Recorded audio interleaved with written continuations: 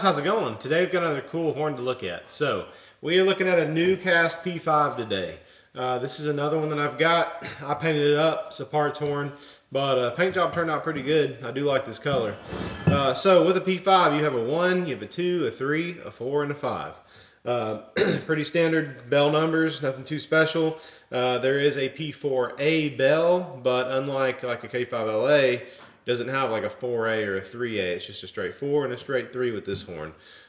So new cast horn, single Nathan on the back caps. I'll throw a picture up of that. And then you have pat pinned on the bells.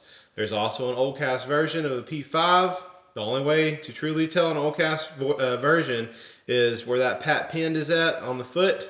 It's going to say pat pending. That is old cast. If it doesn't say pat pending, it's not old cast. With the P horns, they use minimal air. This is like the most air efficient horn that Nathan Airchime puts out. They also, I guess, are technically the quietest, but they're still very loud. They also have a very mellow sound due to their sandcast construction. So anyway, that's about it with this P5.